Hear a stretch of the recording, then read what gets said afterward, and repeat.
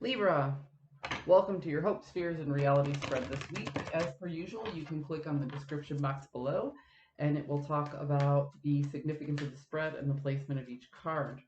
Also, got some that flipped over here. We're going to take those. Bam, bam.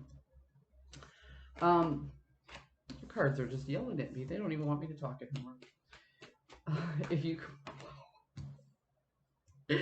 you click the playlist, I've organized your old readings by astrological sign, starting with the most recent and moving backward. If you want to look up an old read, maybe you'll find that useful. All right. You're hoping to drop a project. You feel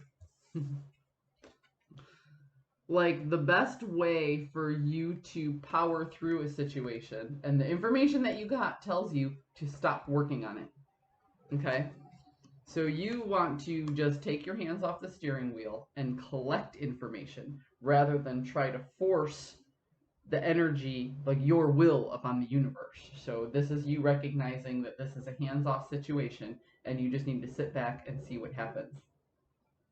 You fear that this situation will get completely away from you. Like you will have no control over it. So it's like you want to let go of the steering wheel for a minute just to see what happens, but you fear if you let go of the steering wheel, you won't be able to get your hands back on it. Okay. And if that happens, there is no more forward movement in this particular situation. So you're hoping to let go of something for just a second. You fear letting go of it forever, and that it just dissipates. It just blows right away. The reality of the situation is you are stuck between an ending and a beginning. You are stuck between feeling like you are 100% helpless and 100% in control. You can literally go either way at this point.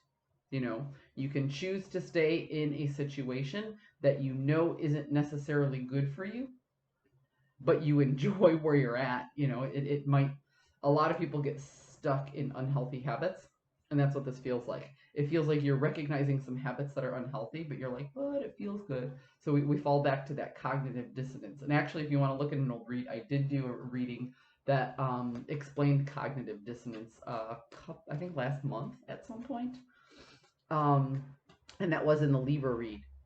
So yeah, it feels like you're recognizing habits, but you want to stick with it. Almost like let's say you're a smoker and you're like, oh yeah, I know smoking's bad for me. I know heart disease, lung disease, all this other stuff, yellow teeth, bad breath, all of those things. And then you're like, yeah, but I really like to smoke after I eat. And, oh, I really need a cigarette first thing in the morning. Oh, and it really releases my stress. Even though you know there's like 16 other things you can do to relieve your stress, you know?